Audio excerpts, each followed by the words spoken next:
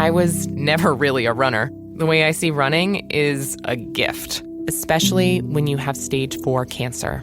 I'm Anne. I'm running the Boston Marathon, presented by Bank of America. I run for Dana-Farber Cancer Institute to give people like me a chance to thrive in life, even with cancer. Join Bank of America in helping Anne's cause. Give if you can at BofA.com/supportAnne. What would you like the power to do? References to charitable organizations is not an endorsement by Bank of America Corporation. Copyright 2025. This Steve Jones Show podcast is now loading. The Steve Jones Show podcast is presented by Sunbury Motor Company, Purdy Insurance, and Brewers Outlet.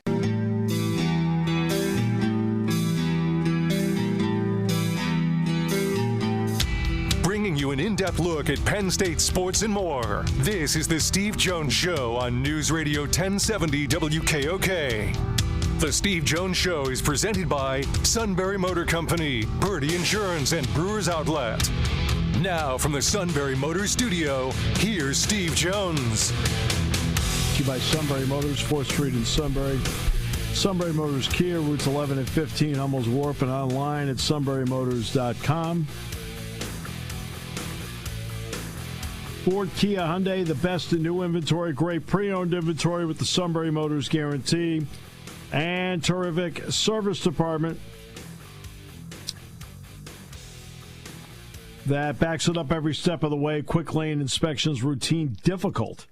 They handle it all at Sunbury Motors, 4th Street in Sunbury. Sunbury Motors Kia, routes 11 and 15 in Hummels Wharf, and online at sunburymotors.com. We are now joined by the ever insightful Neal Coolong. Sir, welcome.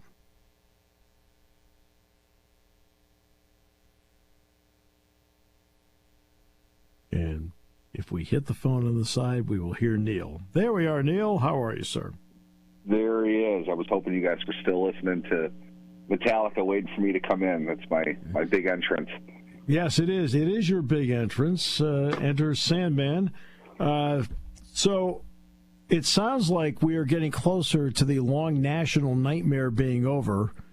Aaron Rodgers signing with the Steelers. It sounds like it's closer. Isn't it funny? Because to me, it's you had Favre mania. That kind of set the standard, right? I mean, that was everything for 2-3 times that happened. The last time they literally drug him out of his house and threw him on a plane, and he had the worst season of his career. I'm not sure if Aaron is far off of that, but we've gone through this once with Rodgers already. How many paid people are in attendance to this now? You know, it's like it was a thing 2 weeks ago. Now it's like, yeah, okay, well, we know where this is going. There really isn't an option. I don't think the Steelers, who have basically swung and missed at, 6 quarterbacks in a row now, I don't think even they are at the point where they're going to sit and wait without any kind of backup plan. And there isn't a backup plan. Mason Rudolph is not a backup plan. If he was on that level, they would have paid him on that level, and they wouldn't be talking to Aaron Rodgers anyway. For Rodgers, in the faint hope that the Vikings might sign him, he would want assurances that he would get an open competition in training camp to win the starting job. The Vikings are not going to do that, to say nothing of the fact that they have a good thing going for them. They're not going to bring in the gravity that is Aaron Rodgers. Right. And I have my personal opinions of Rodgers. That aside, you don't make a move like that for a backup quarterback. And without dovetailing this into a much, much deeper and more complicated conversation, we have seen ample evidence in recent years of backup-level quarterbacks not getting signed simply because there's too much there for them to be a backup. Right. Too much media attention, too much hype, too many questions surrounding who the backup is versus the starter. They're not going to do that to a guy, J.J. McCarthy, second-year player, first year actually playing. They're not going to have a guy like Aaron Rodgers backing him up. So he's not going to Minnesota. Pittsburgh doesn't have an option. What are we doing now? We're going to hang out, wait until, heaven forbid he, works out with DK Metcalf in Florida, wherever they are, flies up to Pittsburgh and signs a contract. I'm sure they're all in a position to do that. So in my mind, let's just get on with it. It's tired now. we've had enough. There's nothing else to wait for. Just, get on with the main event. We know how this is going to end. Well, at this point, you're just bidding against yourself. It does get to that point. Like, who are you bidding against? You're exactly right. There's nothing else out there. I mean, if as enjoyable this would be to watch from afar, Cleveland's not in a position to sign Aaron Rodgers. So if that's the case, there really isn't another option for him anywhere. As a starter, this is the only starting job left. The Giants knew enough about the market, knew enough about their position with Rodgers. They went ahead and signed Wilson. They had already signed Winston. They may take Shedeur Sanders at 3 overall. They have their plan kind of set at quarterback. Rodgers wasn't going to work out for them. They went a different direction. There's nowhere left. So this is really kind of it. And it's a logical conclusion, I think, just as long as history remembers the Steelers offered Justin Fields a multi-year contract. Rodgers was not their first choice. They're aware of that. They should know that. Rodgers should know that. Neither of them are really the first options for one another. And in that sense, if you want to look at it pessimistically, they're stuck with each other. And whether that's good or bad, we'll find out. My thought is I think Rodgers will have good games. I think he's going to have a lot of very blah games. I don't think there is anybody that fits a Steelers quarterback better than him right now, just in that sense, because that's what they're all like, with the exception of Mitch Trubisky, who really didn't have a good game. All of them had a couple good games. All of them had a lot of mediocre games, and all of them had a couple bad games. I think that's probably what the Steelers are looking at with Rodgers, and despite ridiculous reports that he's going to get upwards of $30-40 million this season, there's no way they're paying him that much money. 17 to maybe call it 15 to 16 with incentives that might drive it up into the 20s. Give him a little bit more than Wilson on the upside. That's the maximum that he's going to get, and it's a reasonable deal, I think, for both sides. One more season really for Rodgers, and the Steelers are looking a different direction next season anyway. Now, my question is, this is not 10 years ago. We're talking about a quarterback in his early 40s. 10 years ago, Rodgers, in my opinion, was poetry in the pocket, the way he moved, bounced around, the way he threw. It's not like that anymore. Do the Steelers, in your opinion, have enough up front to give him the time he needs because he can't move the way he used to? I would think, this is what's interesting to me. The Arthur Smith at his best, I think that the peak offensive success that we saw, guided by Arthur Smith, you had bigger-bodied vertical receivers like you had in Tennessee.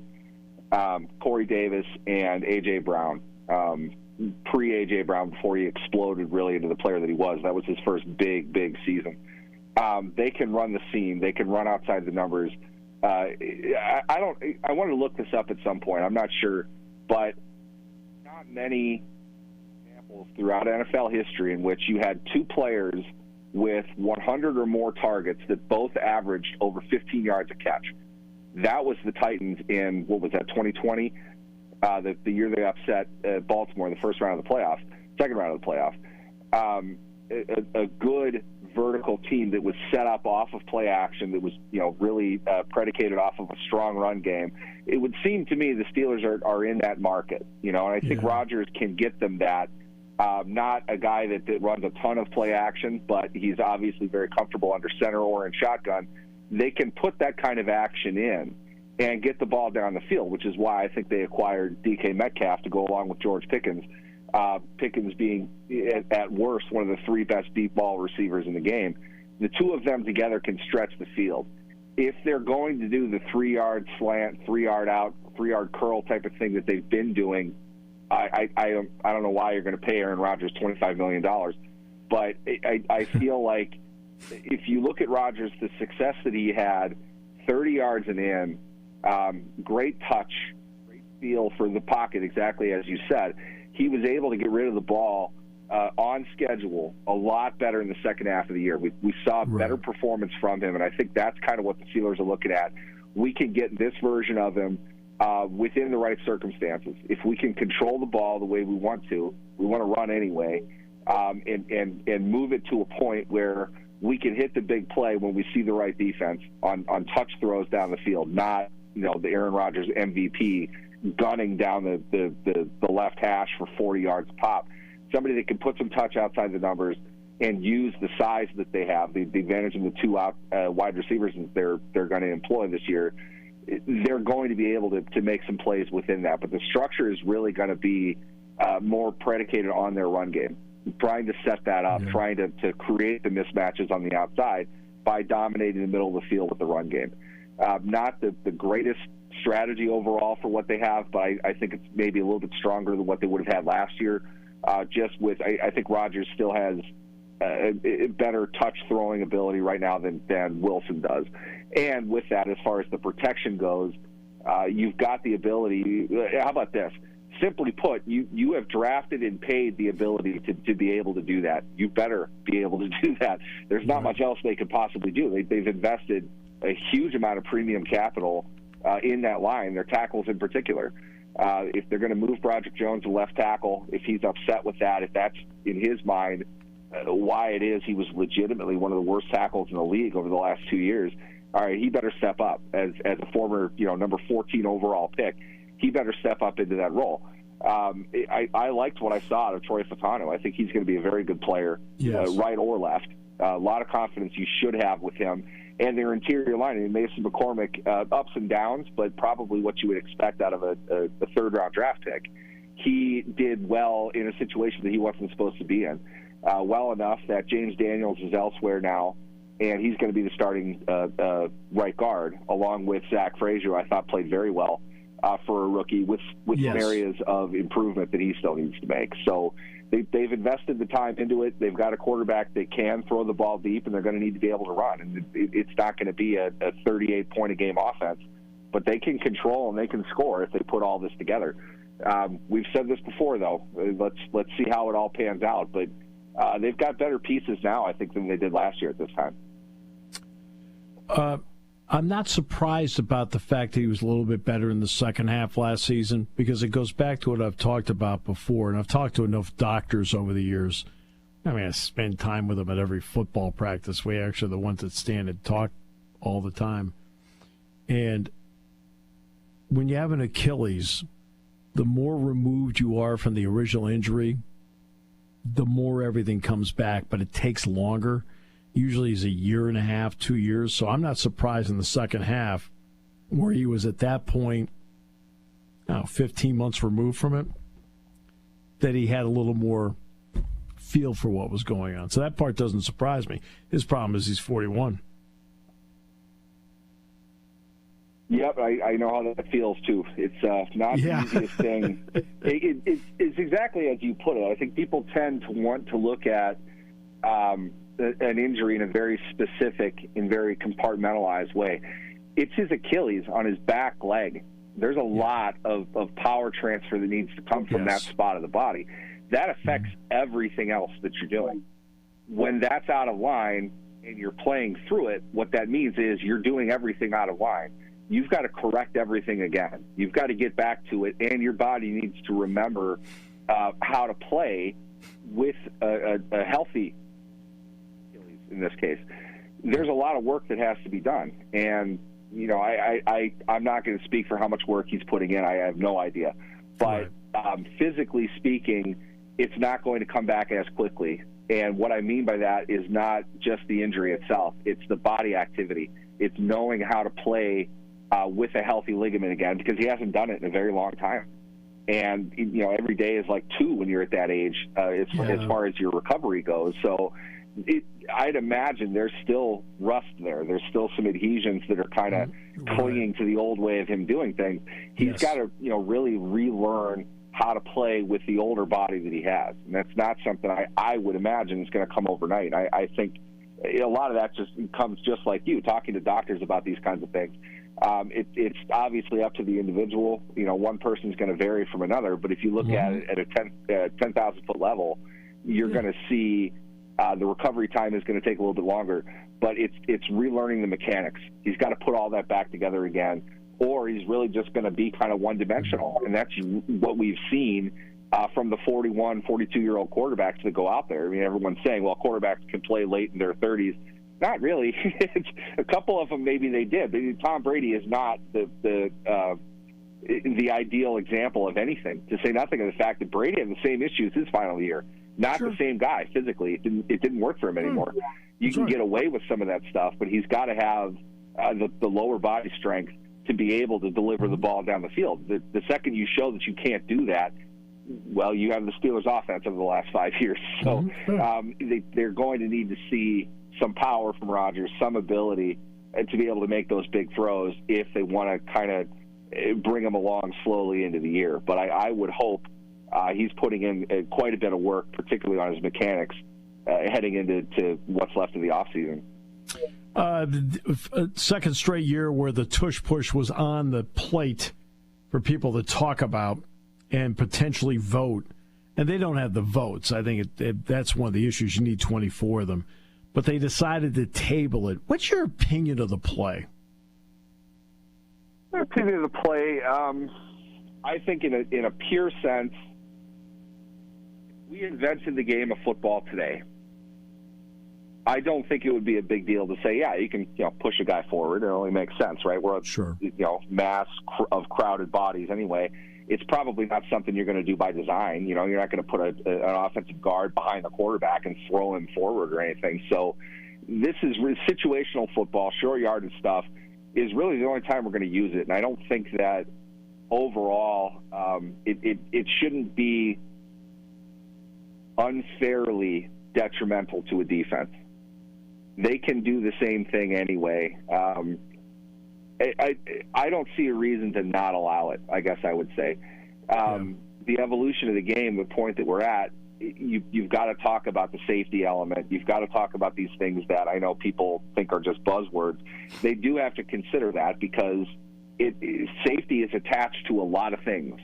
And when you start creating bad precedent against what you're trying to establish as far as your actions go, you could create a much bigger problem than you want to. And I think that's a big part of the reason why it's being discussed. I know that the obvious target here is the Eagles, and it's not like I don't even feel that the play is necessarily unstoppable. If they want to continue to create a pile driver situation for their quarterback, they can do that. Sure. It's not going to work out for them every time. They happen to be really good at it, and good for them. I remember even talking about this with you the next day. I was at a Vikings Monday night game. The Vikings tried it twice with Kirk Cousins, and it was laughable. It was like, holy cow, you get a new level of appreciation for the technical aspect of it with how good the Eagles run it, how easy they make it look. Kirk Cousins looked completely lost. He was not comfortable doing that in any way, shape, or form. So I get why teams might say in the short term that they're against it. Long term, I don't think it's something teams are going to do enough to say we should ban it. It looks just too much like a one-off instance right now. If they want to continue to do it, they can. I don't think it hurts the defense physically any more than a normal goal line play would. I definitely think there are going to be instances in the future in which an offense is going to think twice about using it again.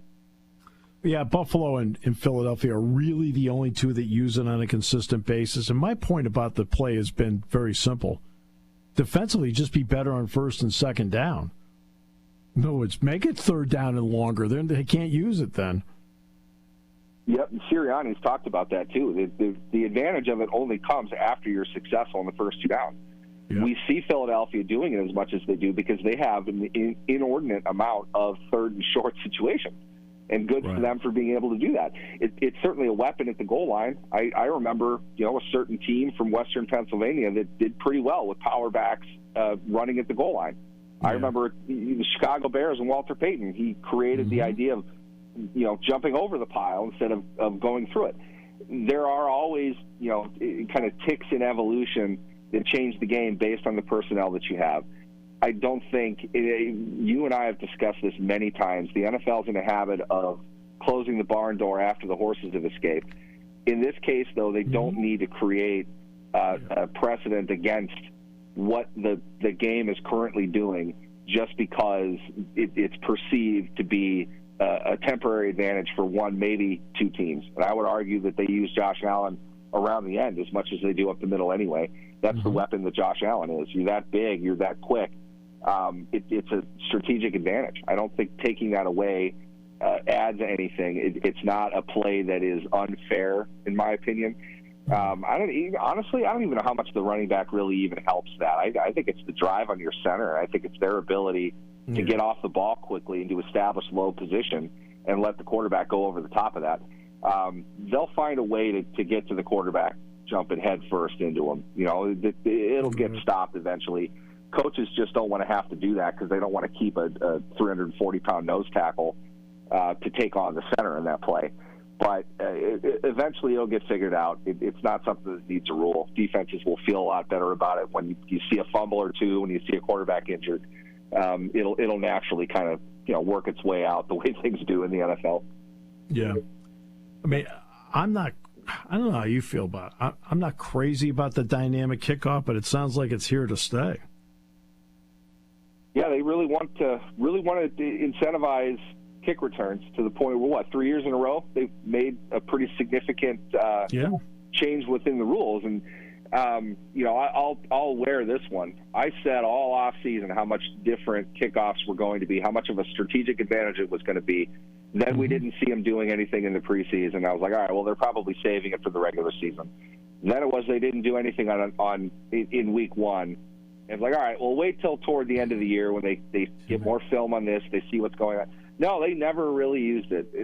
Nothing ever really happened to the point where they've got to de-incentivize kicking the ball through the end zone, which always was, I think, kind of the pardon the pun, the Achilles heel of the whole thing. The touchback going to where it's going is more of the issue. To drive that back a little bit, they want to be able to force the return in whatever way they can, which is to say, don't just boot it through the end zone. It makes more sense to try to to pin them back a little bit more than where they could have originally. So I think theoretically, I would agree with them. I would think that this would lead to more returns, but starting to think that this is really more of a philosophical roster issue rather than an in-game strategy. I think what they're saying is we don't want to have to pay for high-end special teams guys, well, everyone except for the Steelers at least. We would prefer to keep our money into our skill positions, guys that are impacting the game a little bit more, and we'll just boot the ball through the end zone and figure it out from there. So I would imagine some teams will view it a little bit differently, but in the end, people are going to give this one a try. We'll see what the results are, if it matters a whole lot. But at the end of the day, they got to keep certain guys in certain spots for depth. They might not want to invest a whole lot in special teams. But I will say this. The Steelers absolutely have invested in special teams. So more than anything, you might want to look at them as a barometer for how these rules are being interpreted by more of the dedicated special teams units of the league. My friend, always a pleasure. Appreciate you. Absolutely. Thanks for having me, guys. The great Neal Coolong joining us on the show today. Brought to you by Sunbury Motors, 4th Street in Sunbury, Sunbury Motors Kia, routes 11 and 15 in Hummel's Wharf, and online at sunburymotors.com. Here on News Radio 1070 WK.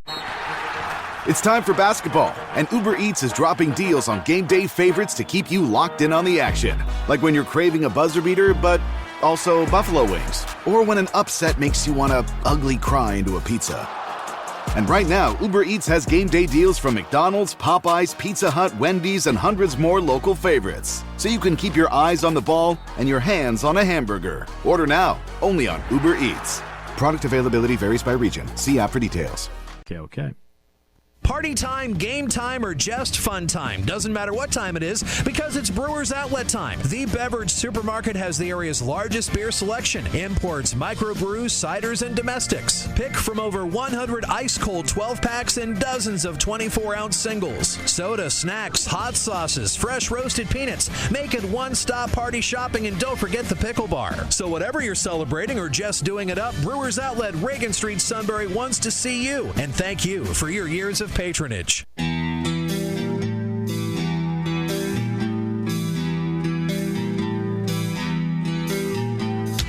Bringing you an in-depth in-depth look at Penn State sports and more. This is the Steve Jones Show on News Radio 1070 WKOK. The Steve Jones Show is presented by Brewers Outlet, Sunbury Motor Company, and Purdy Insurance. Now, from the Sunbury Motor Studio, here's Steve Jones.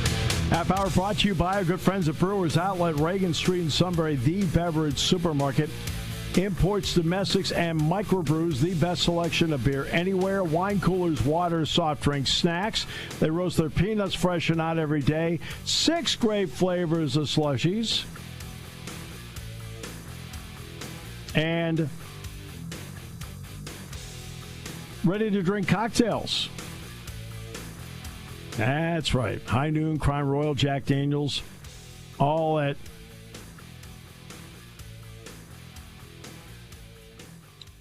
and the pickle bar led by the Barrels and Dills, indeed second to none at Brewers Outlet, Reagan Street in Sunbury, the beverage supermarket. One note before we get to Frank Bodani. As expected, Buzz Williams has accepted the job at Maryland. He leaves Texas A&M. It is a 6-year contract at Maryland for Buzz Williams. Okay, let's bring in the outstanding Frank Bodani. Sir, welcome. Great to have you with us. Thank you, Steve. I really appreciate it. What a time of the year, huh? Football, it's crazy. Basketball, ice hockey. Everything.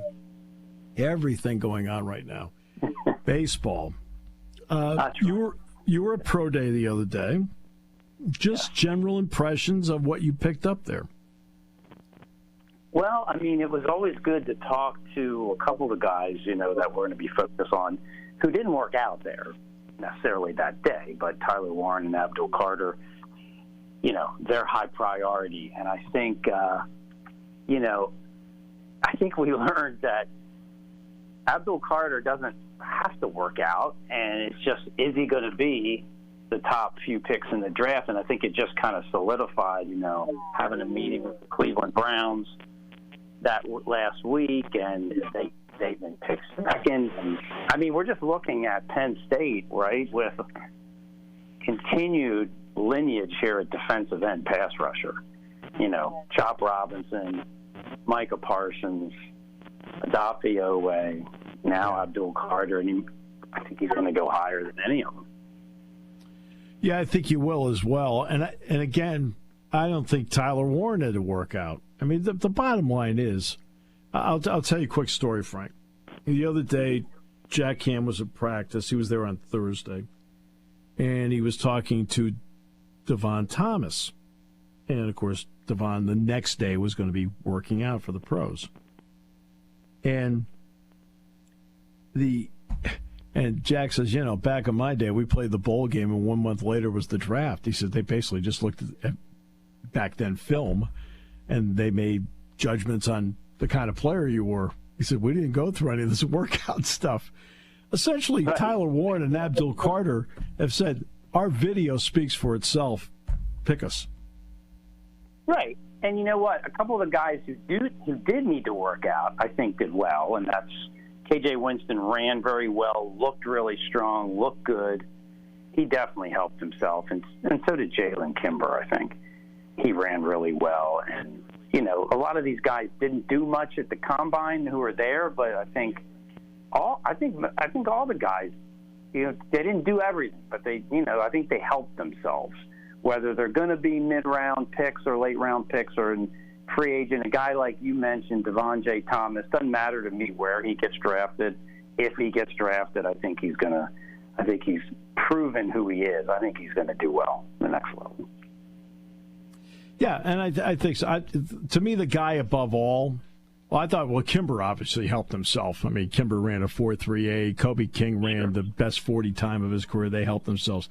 The guy that needed to was KJ Winston because people hadn't seen him for a long time. Yeah, he looked great. I mean, I thought, you wonder, right, with a knee injury, what that's going to be like and when. But, I mean, he said he didn't run quite as fast as he had done a week or so before. But, I mean, 4.50's, I think, pretty good. And I think, again, that goes on top of we know what kind of player he is.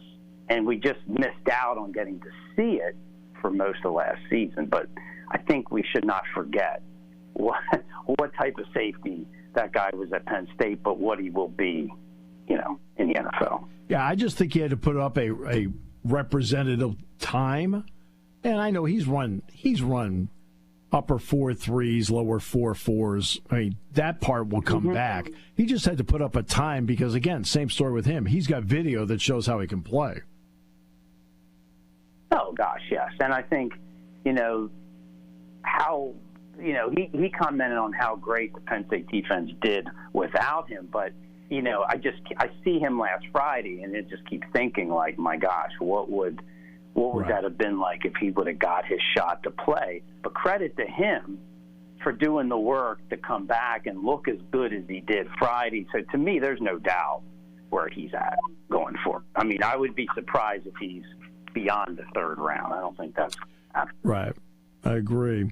Under the radar players that you're interested to see for Penn State football this year that could make a difference and help this team, who'd be under the radar of the fans that you're going to keep an eye on that may be somebody that helps? Well, I'm looking at the positions.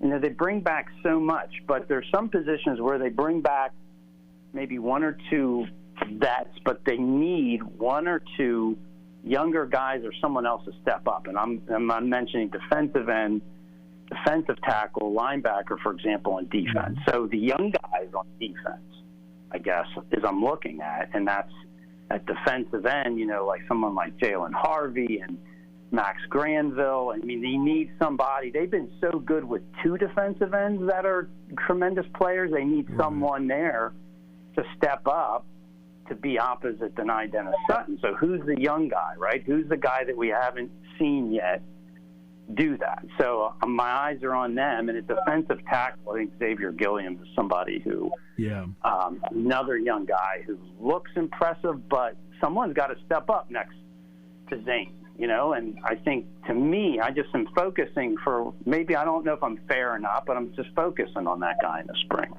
Right, and that is fair. What about, and we may see this on Blue-White Weekend, but how interested are you as to how close the competition could be between Jackson Smolik and Ethan Grunkemeyer to be the two?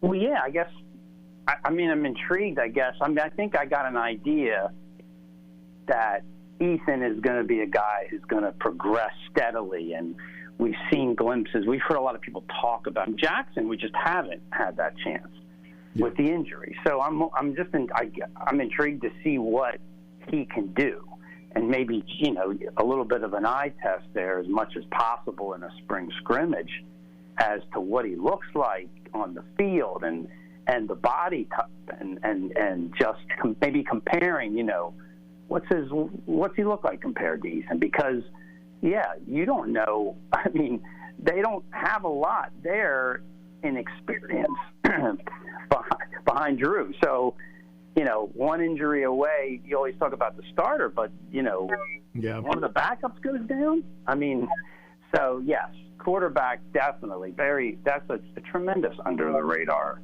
pick. What is the reaction down there to Penn State getting to the Frozen Four in hockey?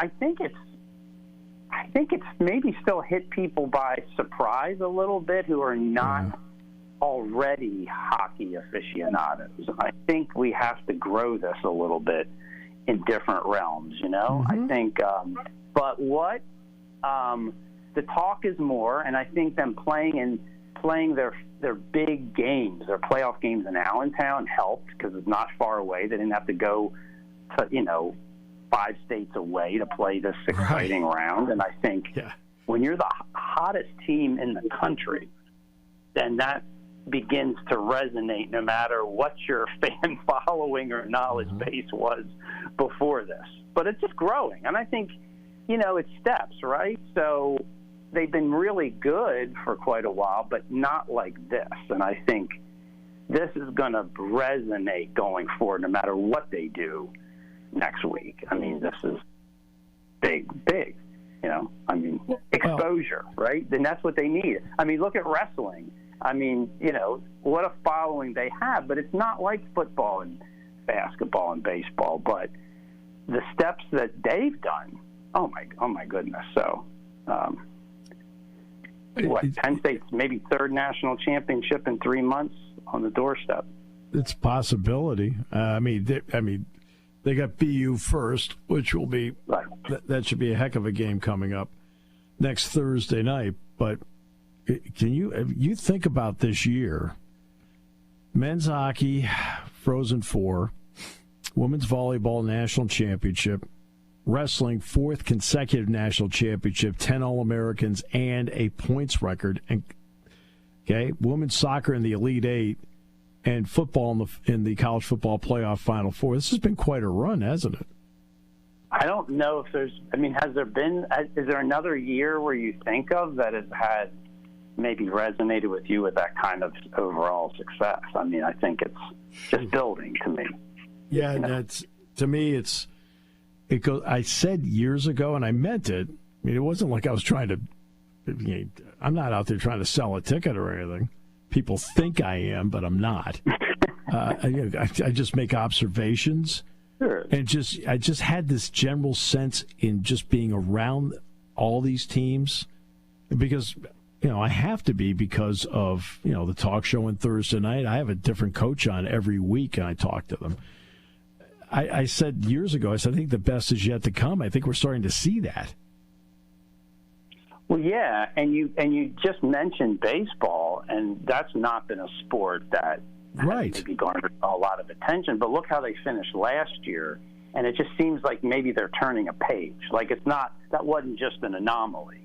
I think so getting attention to sport that maybe you didn't always think about right away when you hear Penn State, but that's pretty impressive. And I think the new leadership is just helping.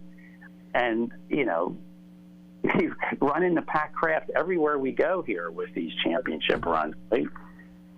I don't know if there was one man more exciting in hosting up the national championship wrestling trophy, so to speak, than Pat looked like a couple weeks ago. Well, absolutely. And look, you have to have somebody that sees what something can become. And then I think gives them the freedom to allow that to happen. In other words, don't put so many restrictions around what you can and can't do. And I think you can see that. I think that's part of what Pat does. All right, tell me what you need. Let's talk about how we can make it happen instead of, no, you can't do that. And I think has opened some doors to some of the success. That's just me from 10,000 feet saying it. Oh, same. Yeah, same from me. And I think maybe some of the potential for this, what you're seeing, has been there in some ways, and you need to be freed and to maybe say that, hey, football is what we got to pour money into it. That's the sport, but everybody else benefits too, right?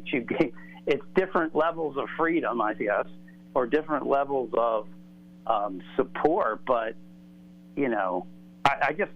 And he's such a good. I mean, we love to interview this man. I think we need to have him in front of the mic with us much more often. And he did it back in beginning of February, and somebody asked him about wrestling, and just him talking about Cael Sanderson and what the success was. You can hear the excitement, but it's a great view of what can happen, and maybe reminding people how really good some of this is. I mean, it's not just football, obviously. Frank, always a pleasure. It was great to see you, by the way, on Friday. As always, you are the best. We appreciate it. Yeah, thanks. Hey, the end of April will be coming here pretty quickly, right? So, yeah, it will be. It will be. I'm just trying to get through the April Fool's Day, where all the ridiculous fake stories come out, and you sit there and go, and then you've got some sucker that falls for it, and you're like, okay, great. Yeah. Good. Yeah, we'll get through this. We're on the downturn here in the day. April 2nd will be. Yeah, it can't happen fast enough. Frank, thank you. Take care. You too. Have a wonderful one. You too. By the way, it is true that Buzz Williams is taking the Maryland job. Just so you know, that is true. It's been expected. Look, he campaigned for it. He campaigned for it. All right? Simple as that. And so, guy wants to campaign for it. You know darn well he's going to get it. I feel like Buzz realizes he has a shelf life because when he went from Virginia Tech to Texas A&M, it wasn't like he was being pushed out, and it's not being pushed out of Texas A&M either. No. He's interesting. Look, it benefited Penn State in the end. I'll never forget talking to DJ Newbill, who had committed to Marquette. And then Buzz, because he thought there was a better player, pulled the rug out from underneath him. And I never forgot that. And it always has bugged me that, and again, it probably bothers me more in that I'm somebody I think is like loyalty means something. And that bothered me. But look, the timing was right because the Texas A&M Buzz Williams buyout, okay, as of today, dropped to $1 million. This being April 1st, his buyout dropped to $1 million. So that was easy for Maryland because they're getting $2 million from the buyout from Villanova. So they come out $1 million ahead. Somebody made the joke, now they can stay in New York City this Christmas. I hope he enjoys it. I've heard the lights are beautiful. All right, we will come back with more in a moment. Brought to you by Brewers Outlet on News Radio 1070 WKOK. There's something to be said about a sale with a handshake, a service technician who really knows what he's doing. They can explain it in English what the problem is. There's nothing better than having that friend you could trust in the area. That's Sunbury Motors, where you get selection, knowledgeable salespeople, and prices that fit your budget, and more important, that friend you can trust. Welcome to Sunbury Motors, Kia, Ford, and Hyundai. You could shop other dealers and compare prices, but at Sunbury Motors, you get their lowest price promise. They research the current used vehicle market and guarantee their used car prices are the lowest. If you find a lower price, Sunbury Motors will beat it. 3 dealers all in one. See their full new and pre-owned inventory at sunburymotors.com. Pick out a vehicle you like and schedule your test drive online. Follow them on Facebook. Sunbury Motors Ford and Hyundai, North 4th Street, Sunbury, and Sunbury Motors Kia, routes 11 and 15 in Hummel's Wharf.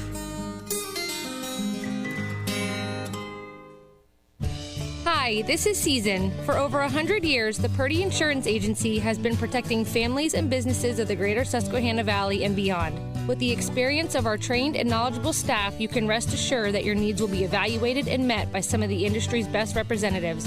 No matter what your insurance needs are, call Purdy Insurance today at 570-286-5855. Visit our website at purdyinsurance.com or check us out on Facebook to see what we can do for you.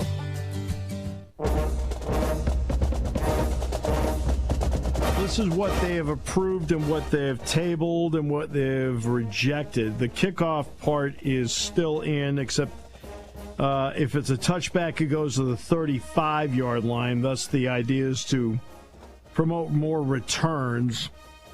They also say the concussion rate on kickoffs last year dropped from 43% in 2023, so it dropped down. So that's what the purpose of it from a safety point of view. So the kickoff thing remains in. Next, they tabled a part of the kickoff proposal that would have addressed low recovery rates on onside kicks. So that part isn't going to change for the moment. Replay assist, which I like.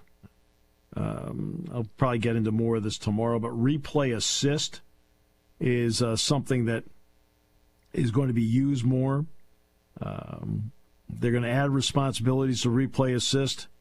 They'll now be permitted to reverse flags that are thrown for hits to defensive players, along with fouls for a face mask, horse collar, tripping, and running into or roughing the kicker. So replay assist will be there. They will not be allowed, though, to add a flag when an obvious foul is uncalled. They can't do that. Eagles' proposal we mentioned earlier on overtime is in. Each team will get a possession. It's still going to remain 10 minutes.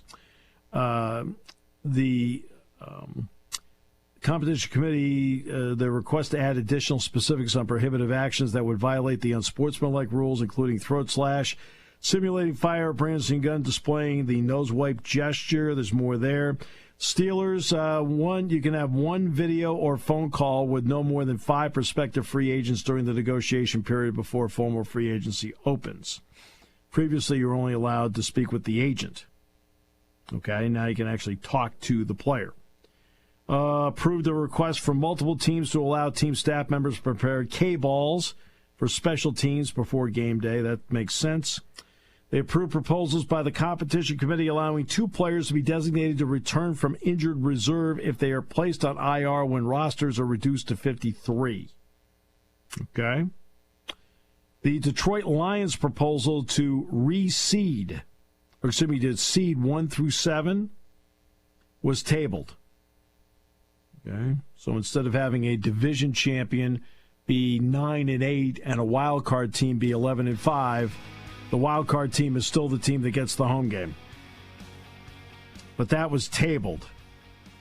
And they are going to use the Hawkeye system.